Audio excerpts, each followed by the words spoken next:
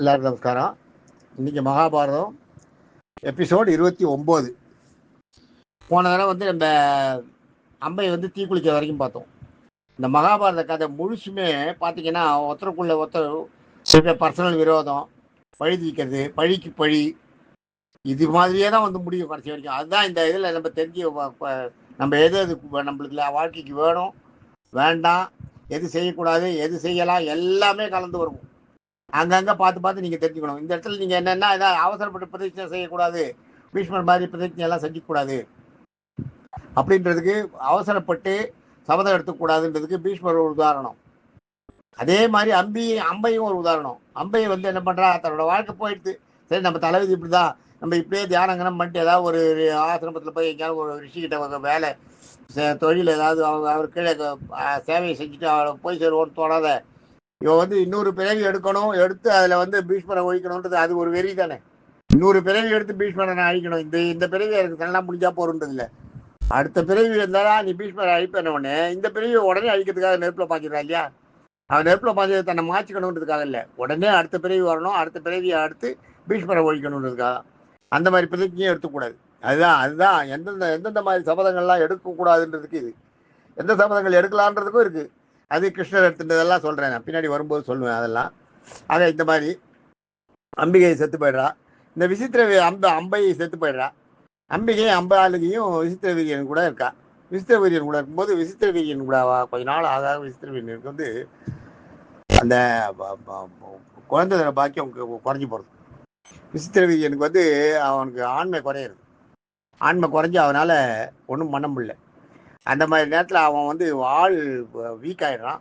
Week ஆகி கொஞ்ச நாள் வியாதியாக இருந்து செத்து போயிடுறான். இந்த விசித்திர வீரியன் செத்து போனவுடனே சத்தியவதி பயங்கர அப்செட் ஆகிடுறான். அப்போ வந்து என்ன பண்ணுவா, சத்தியவதி இந்த மாதிரி ஆயிடுச்சு, விசித்திர வீரியன் செத்து போயிட்டதுனால இப்போ இந்த குடும்பம் எப்படி வளருது, இந்த வம்ச விருத்தி, நான் இந்த வம்சத்தில் வந்து பூந்ததுனால தானே இந்த விருத்தி கெட்டு போச்சு. என்ன பண்ணுவா, அப்போ வந்து பரசுராமரை கேட்பான். அதாவது எப்படின்னா, ஒரு வம்சத்துக்கு, ஒரு அரச குடும்பத்துக்கு வம்ச விருத்தி இல்லாத, வம்சம் வளராம தடைப்படுமானால், அது வந்து ஆணால தடைப்படுது, ஆண் இல்லாதனால தடைப்படுதுனோ இல்லை ஆணுக்கு இருக்கிற சாபத்தினாலேயோ தடைப்படுதுன்னா, அந்த நேரத்தில் அந்த பெண் மற்ற ஒரு அந்த ரத்த சம்பந்தம் இருக்கிற ஒரு ஆள் கூட கலந்து குழந்தை பெற்று அந்த குழந்தைய அரசனாக்கலாம், அந்த வம்சத்தை விடாத காப்பாற்றலான்னு ஒரு சட்டம் அவங்க இதில் வச்சுருக்காங்க. அரசர்களுடைய அந்த மனுநீதியில் அது ஒன்று இருக்கு. அவ வந்து உடனே தண்ணியை மாற்றிக்கணுன்றதெல்லாம் இல்லை. அப்பயே வந்து சதி ஏறுறதுன்னு இருந்திருக்கு, சதியை எதிர்ப்பு வந்திருக்கு. ஏன்னா சத்தியவதி வந்து விசித்திர வீரியன் சந்திர மகாராஜா செத்து போயிடுறான், அதுக்கப்புறம் சத்தியவதி உயிரோட இருக்கா, விசித்திர வீரியன் செத்து போயிடுறான், இந்த அம்பிகையும் அம்பாலிகையும் உயிரோட இருக்கா. அவள்லாம் உடன்கட்டை ஏறல. அந்த காலத்தில் உடன்கட்டை இருந்த போயே அவள்லாம் ஏறல. ஏன்னா ராஜாக்கள்ல வந்து சிலது இந்த மாதிரி இதெல்லாம் இருக்கு. வம்ச விருத்தி இல்லைன்னா அவளுக்கு வந்து வந்து அந்த வம்சம் சம்மந்தப்பட்ட ரத்த சம்பந்தப்பட்ட இன்னொருத்தர் கூட கலந்து குழந்தை பார்த்துக்கலாம். அது வந்து அதையே தொழிலாக வச்சுக்கூடாது, அதையும் சொல்லியிருக்கு. அந்த ஒரு தரம் வம்ச விருத்திக்காக அவர் கூட சேரலாம், அது வந்து சனாதன தர்மத்தில் அங்கீகரிக்கப்பட்டிருக்கு அப்படின்றத சொல்றார். அப்படின்றத சொல்லிட்டு இவ என்ன பண்ணுவா, சத்தியவதி என்ன பண்ணுவா, உடனே வியாசரை கூப்பிடுவா. வியாசர் தானே இவரோட முதல் பிள்ளை. வியாசரை நினைப்பேன், இந்த மாதிரி ஆயிடுச்சு, என்னால் இந்த மாதிரி ஆயிடுச்சுன்னு. வியாசர் வந்து அப்பயே அவருக்கு சொல்லியிருப்பார் இல்லையா, நீ என்ன நினைச்சா வருவேன்னு. நினைச்ச உடனே வியாசர் வந்து அம்மாவை வணங்குவார். வணங்கினோடனே வியாசர்கிட்ட சொல்லுவா, இவ பிள்ளையா இல்லையா, பிள்ளைன்றதுனால அந்த பிள்ளையோட பாசத்தை எல்லாம் காட்டுவா, பேசுவா, எல்லாம் விட்டு நான் உன்னை நினைச்சது காரணம் இதுதான், இந்த வம்சம் இல்லாத போயிடுச்சு, நான் என்ன பண்ணுறது அப்படின்வா. பண்ண உடனே அவர் என்ன பண்ணுவார், இந்த மாதிரி அதுக்கு என்ன வழி, இந்த சிக்கலான விஷயங்களுக்கெல்லாம் வழின்றது ராஜாக்கள் வந்து, ராஜாக்களும் அந்த பட்டத்து ராணி அரசு ராஜாக்கள் இல்லாதப்ப அந்த ராஜமாதா அம்மா தான், அவள் தான் ராஜமாதா தான் நாட்டை நடத்துவான். அவள் கேட்பான், அது மாதிரி அவள் கேட்பான். அவள் சத்தியவதி வந்து வியாசர்கிட்ட கேட்பான், என்ன பண்ணலாம், இதுக்கு என்ன சனாதன தர்மத்தில் என்ன இடம் இருக்குன்னு.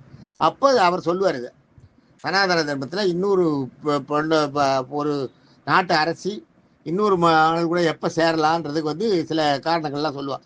இது மாதிரிலாம் இருந்ததுன்னா, நாட்டில் வந்து பிரஜை இல்லாமல் இருந்தாலோ, வம்ச விருத்தி இல்லாமல் இருந்தாலோ, அந்த வம்சத்தை வளர்க்கறதுக்காகவோ, இல்லை இந்த வம்சம் வளராதுன்றது நல்லா தெரிஞ்ச அப்புறமோ பண்ணலாம் வேற ஒரு பொண்ணை வேற ஒரு ஆண் கூட அந்த வம்ச விருத்திக்காக மட்டுமே சேரலாம், வேற எதுக்கும் சேரக்கூடாது.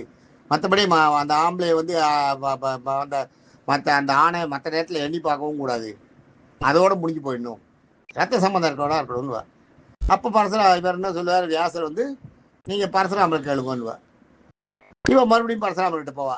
இப்போ இந்த நீ செஞ்ச பிரதிஷ்டையால் பிரதிஜையால் இப்போ வந்து வம்சவிருத்தி வராத போயிடுது, நீ ஏதாவது பண்ணணும், நீ தான் இதுக்கு ஏற்பாடு பண்ணணும் அப்படின்வா. அவர் சொல்லுவார், நீங்கள் வந்து உங்கள் இந்த வம்ச விருத்தியை பார்க்குறீங்க, நான் என்னுடைய சபதம்னு ஒன்று இருக்குது, அந்த சபதத்தை நான் அவ்வளோ சீக்கிரம் தூக்கியெல்லாம் போட்ட முடியாது, எந்த காரணத்து கொண்டு என்னுடைய சபதத்தை நான் விட மாட்டேன். அதே மாதிரி இந்த அஸ்தினாபுரம் அரணையும் காக்க மாட்டேன்.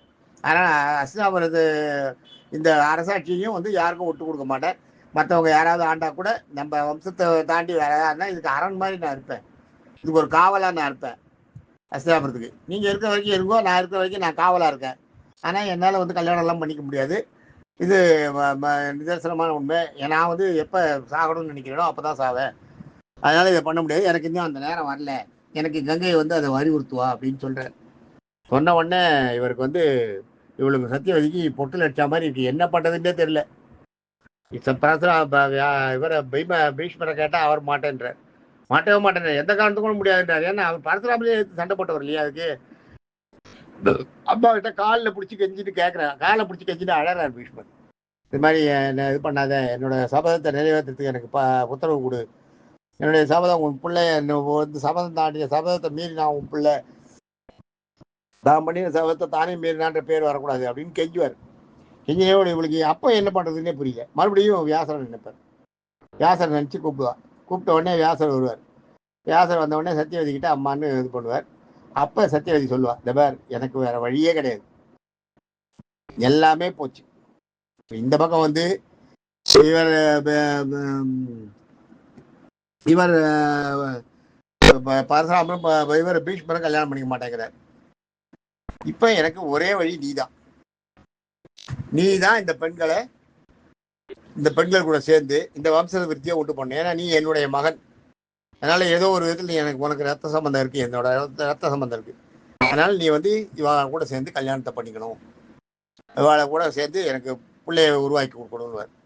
வியாசர் இது வந்து ரொம்ப சிக்கலான இது, அம்மாவோட இது அம்மாவோட வேண்டுகோள், மறுக்கவும் முடியல இவரால்.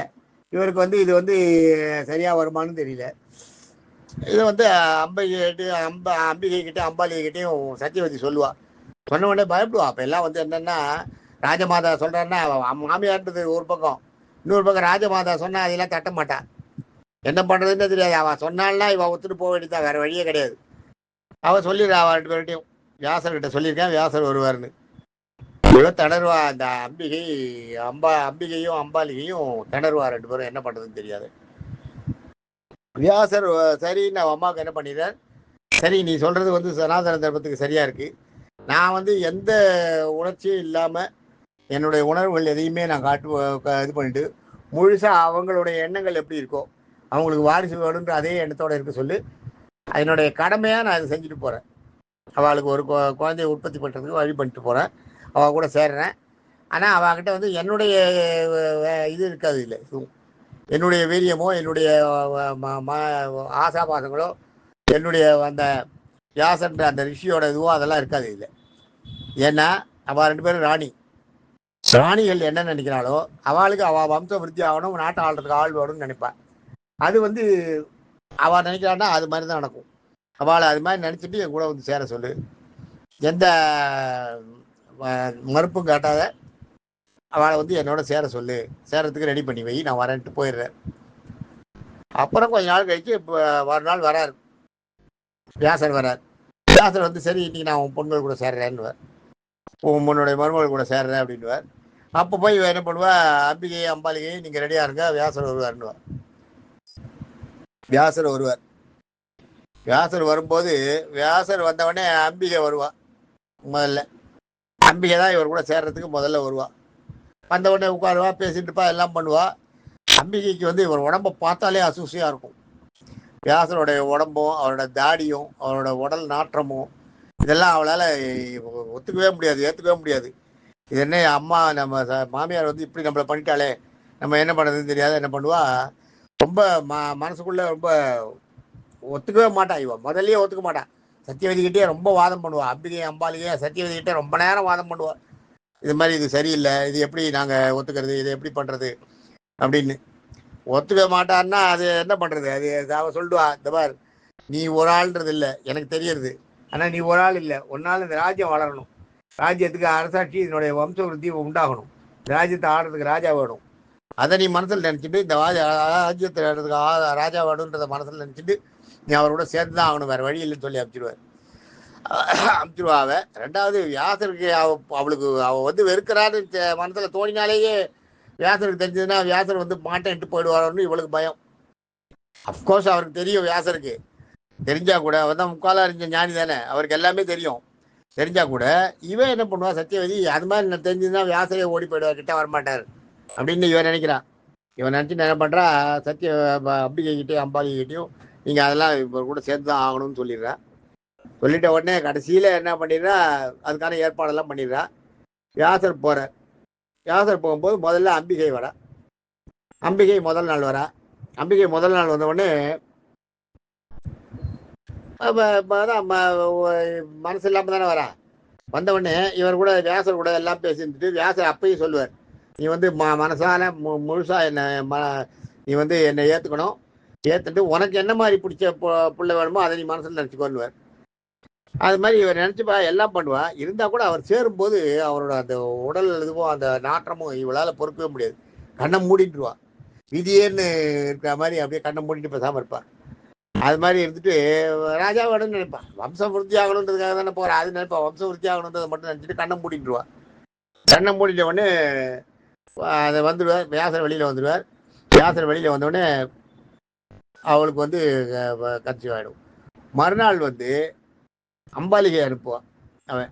ஏன்னா இவரால் முடியுமா முடியாதோ எப்படி இருக்குமோ, ஏற்கனவே அந்த 2 பேர் பீஷ்மரும் சித்ராங்கதனும் இல்லாமல் போயிட்டா இல்லையா, விசித்திரவழியாலும் முடியாத போயிட்டு, அதனால ஒன்றுக்கு இன்னொன்னா வேணும் அப்படின்றதுக்காக என்ன பண்ணுவான், அம்பாலிகையை கூப்பிட்டு அம்பாலிகையை சேர சொல்லுவான். அம்பாலிகை வருவா, அம்பாலிகையை அனுப்புவா. அம்பாலிகை முதல்ல எல்லாம் யார் என்னென்னலாம் பார்த்துன்னு வருவா. பார்த்துன்னு வந்தால் இந்த வியாசர் இருப்பார். அம்பிகை கிட்ட கேட்பா எப்படின்னு. ஐயோ ஒரே நாத்தம், ஒரே பிடிக்கவே இல்லை எனக்கு, நான் என்ன பண்ணுறது, அம்மா சொன்னா அதனால நான் சேர்ந்தேன், இல்லைடா நான் எனக்கு வந்து இந்த வியாசர் வந்து விருப்பமே கிடையாது எனக்கு வியாசர் கூட சேர்றதுக்குன்னுவா. இருந்தால் கூட இவ்வளோ என்ன பண்ணுறா, அம்பாலிகை அம்மா சொல்கிறாளேட்டு போகிறா. அம்மா சொல்கிறாளே உள்ளே போகும்போது இவளுக்கு வந்து அப்படியே நடுக்கும், உடம்பெல்லாம் பயப்படும். ஆனால் மனசுக்குள்ளே வந்து வம்ச விருத்தி வேணுன்றது இருக்கும். உடம்பெல்லாம் அடங்கி போய் உடம்பெல்லாம் அப்படியே வெளுத்து போயிடும் இவளுக்கு இந்த பயத்தால். வியாசர்கிட்ட போகிறதுக்கு, ஐயோ இவர்கிட்ட போய் நம்மளை சேர சொல்லலை, இந்த அருவருப்பும் அசூசையும் வெறுப்பும் பயமும் இருக்கு இல்லையா, அதில் உடம்பு வெளுத்து போயிடும். எப்பயுமே எந்த ஒரு உணர்ச்சிகளும் உடம்புல ஏற்படுறது வந்து கொஞ்சம் அதீதமாக போச்சுன்னா பயம் கூட சரி, ரொம்ப பயந்தா வெளுக்கும். அதே மாதிரி ரொம்ப கோவப்பட்டா உடம்பு வெளுக்கும், கண் செவக்கும், அதெல்லாம் பார்த்துருக்கீங்க இல்லையா, அதெல்லாம். அதே மாதிரி ரொம்ப துக்கப்பட்டாலும் உடம்பெல்லாம் வெளுத்து போகும், ரொம்ப சந்தோஷப்பட்டாலும் உடம்பெல்லாம் வெளுத்து போகும். ஆக இதெல்லாம் வந்து நம்ம பார்க்குறோம், இதெல்லாம் வந்து நடைமுறை, உலக நடைமுறையில இருக்கிறது. இவன் என்ன பண்ணுவா, ரொம்ப பயப்படுவா, பயந்துட்டு வியாசர்கிட்ட போவா. வியாசர்கிட்ட போன உடனே வியாசர் வந்து சேர்ந்துருவார், அவ கூட அம்பாலிகை கூட சேர்ந்துருவார். அம்பாலிகை கூட சேரும்போது அம்பாலிகை என்ன பண்ணுவா, அப்படியே உடம்பெல்லாம் நடுங்கும், உடம்பெல்லாம் வெளுத்து போயிடும் உங்களுக்கு அவர் சேர்ற நேரத்தில். ஆனால் வம்சம் வேணும்னு நினைப்பான், நினச்சிட்டு அவன் கூட சேர்த்துட்டு வந்துடுவா. அதுக்கப்புறம் சத்தியவதிக்கு ஒரு சந்தேகம் வந்துடும். சத்தியவதிக்கு ஒரு சந்தேகம் வந்துட்டு என்ன பண்ணுவா, இந்த வியாசரை கூப்பிடுவா. வியாசரை கூப்பிட்டு என்ன ஆச்சு என்னன்னு கேட்பா. எல்லாத்துக்கும் இந்த விஷயங்கள் எல்லாம் கேட்பா. என்ன ஆச்சு, அவள் எப்படி நடந்துட்டா, என்ன பண்ணா அப்படிங்கிறதெல்லாம் கேட்பார். கேட்டவுடனே இவர் வந்து சொல்லுவார், ஞான திருஷ்டியில் பார்த்து சொல்கிறேன், இவளுக்கு வந்து இவ வந்து அந்த சேர்ந்ததுக்கு கன்சீவ் ஆவா. ஆனால் 2 பேருமே கண்ணை மூடின்றதுனால இவளுக்கு வந்து பிறக்கிற குழந்தைகள் வந்து குழந்தைகள் வந்து நாட்டம் ஆளும். ஆனால் முதல்ல அம்பை வந்து கண்ணை மூடின்னு விடுறான். அம்பை வந்து கண்ணை மூடிட்டதுனால அவளுக்கு பிறக்கிற குழந்தை குருடா பிறக்கும்னு சொல்லிடுறார். முதலே சொல்லிடுறாரு இவர் வியாசர். சத்தியவதி கிட்ட மட்டும் சொல்றார். சொல்லிட்டு அதே மாதிரி அம்பாலிகைக்கு ஒரு புள்ள பிறப்பான். அவனும் நல்ல வீரமா எல்லாம் இருப்பான். ஆனா உடம்பு வெள்ளை விளையர்னு இருக்கும் அவனுக்கு. ஏன்னா அம்பாலிகை என் கூட சேரும்போது அவன் உடம்பு வெளுத்து போச்சு. இதெல்லாம் எனக்கு தெரிஞ்சது அப்படின்ட்டு சொல்றார். சொன்ன உடனே இவர் என்ன பண்றார், உடனே சத்தியவதி வியாசரை அனுப்ப மாட்டான். நீ இரு, நீ இந்த மாதிரி சொல்ற, உன் ஆத்மார்த்தமா சேர்றதுக்கு நான் ஒரு ஏற்பாடு பண்ணணும் அப்படின்ட்டு வேண்டுவா. வேண்டிட்டு மறுபடியும் அம்பையை கூப்பிட்டு அம்பையை கூட போய் அம்பையை வந்து நீ வந்து அந்த மாதிரிலாம் மனசில் நினைக்கக்கூடாது, நல்லபடியாக நினச்சி அனுப்பணும் அப்படின்வா. அம்பையை வந்து சேர சொல்லுவேன். அம்பையை சேர சொல்லும்போது அம்பை என்ன பண்ணுவா, தன்னுடைய தோழி பண்ண அனுப்பிச்சிடுவான். தன்னுடைய தோழி வீட்டில் வேலை செய்யறா இல்லையா, அவளை கூப்பிட்டு அம்பை மாதிரியே வேஷம்லாம் போட்டு எல்லாம் பண்ணி, நீ போய் வியாசர் கூட எடுத்துட்டு வந்துரு, வேற வழி கிடையாது, என்னால் மறுபடியும் போய் அவர் கூட எல்லாம் இருக்க முடியாது, எனக்கு முதல் தடவை எனக்கு ரொம்ப இது அரிசூசி ஆயிடுத்து, வெறுப்பாயிடுத்து, மறுபடியும் போக முடியாதுன்றா. ஆனால் இந்த பணிப்பெண் என்ன பண்ணுறா, ஆத்மார்த்தமாக போகிறான். அவள் உள்ளே போனோடனே வியாசரோட சேரும்போது அவள் உண்மையாக மனசால நல்லதாகவே நினைக்கிறான். இந்த உலகம் க்ஷேமமாக இருக்கணும், நல்ல நியாயங்கள்லாம் கிடைக்கணும், இந்த உலகத்துக்கு நீதி நெறி தவறாமல் இந்த உலகம் இருக்கணும் அப்படின்ட்டு வேண்டிக்கிறார். வேண்டின உடனே அப்படின்னு மனசில் நினச்சிட்டு அவர் கூட கலக்கிறா. கலந்த உடனே அவளுக்கு ஒரு கர்ப்பமாயிடுறான். ஆக அம்பை அம்பை அம்பை அம்பாலிகை அந்த பணிப்பெண், அந்த பணிப்பெண் யாருன்றது சொல்கிறேன். இவ 3 பேருமே கர்ப்பமாயிடுறான். 3 பேருமே கர்ப்பமாகி 3 பேருக்கும் குழந்தை பிறக்கிறது. 3 பேருக்கும் குழந்தை பிறந்து 3 பேர்ல முதல் குழந்தை தான் திருதராஷ்டிரன், கண் குருடனா பிறக்கிறான். அம்பிகையோட புள்ள. அம்பாலிகையோட புள்ள தான் பாண்டு. பாண்டு வந்து நல்ல வீரதீரம், எல்லாம் பராக்கிரமெல்லாம் ஜாஸ்தி, ஆனால் வெள்ளை வெள்ளையர்னு இருப்பான் ஆள். அந்த மாதிரி அவனை கல்யாணம் பண்ணிக்கிறான். அவன் 2 பேரும் பிறக்கிறான். பாண்டுவும் பிறக்கிறான், திருதராஷ்டிரம் பிறக்கிறான். அதுக்கு அடுத்தது அந்த 3வது ஒரு பணிப்பெண் கூட சேர்றா பார்த்தீங்களா, பணிப்பெண் கூட சேர்றது தான் விதுரர் பிறக்கிறார். விதுரர் வந்து அதுக்கப்புறம் விதுரர் பிறக்கிறது அப்படிதான் பிறக்கிறார். விதுரர் பிறந்து இவரை விதுரர் வந்து அந்த பணிப்பெண்ணுக்கு இவளா பிறக்கிறார், பிள்ளையா பிறக்கிறார். பிறந்த உடனே ரொம்ப நீதி நியாயம் எல்லாம் ரொம்ப ரொம்ப நல்லா அவர் சொல்றதெல்லாம் ரொம்ப நியாயமா இருக்கும். அவ பேர் வந்து என்னன்னா, அந்த அம்பிகையோட அம்மா, விதுரோட அம்மா பேர் சொல்றேன். அந்த பணிப்பெண் பேர் ராஷ்மியோ என்னமோ, ராஷ்மின்னு வட சொல்ல, தமிழ்ல அதுக்கு ஒரு பேர் இருக்கு, அவ பேரை சொல்றேன். அவளை வந்து ராஷ்மியை வந்து ராஷ்மிக்கு பிறந்தவர் வந்து இவர் விதுரர். விதுரர் வந்து அவர் எல்லாம் நினைச்சிருந்தார் இல்லையா மனசுல, மகாஞானி மகாஞானி மகாஞானியா இருக்கார். அவர் வந்து கொஞ்சம் கூட அந்த அரச பதவியோட ஆசையே இல்லை அவருக்கு. ஆனால் அவருக்கு வந்து நம்ம அண்ணா இவர்ன்றது தெரியும், திருதராஷ்டிரன் அண்ணான்றது தெரியும், பாண்டு அண்ணான்றது தெரியும். இவா 2 பேருக்குள்ள வர பூசலையெல்லாம் அவர் தான் நடுவில் நின்று நிறைய நேரத்தில் அவர் தடுப்பார். தடுத்து அவரால் ஒன்றும் பண்ண முடியாது, அது வேற. ஆனால் அவர் வந்து மேக்சிமம் போராடுவார்.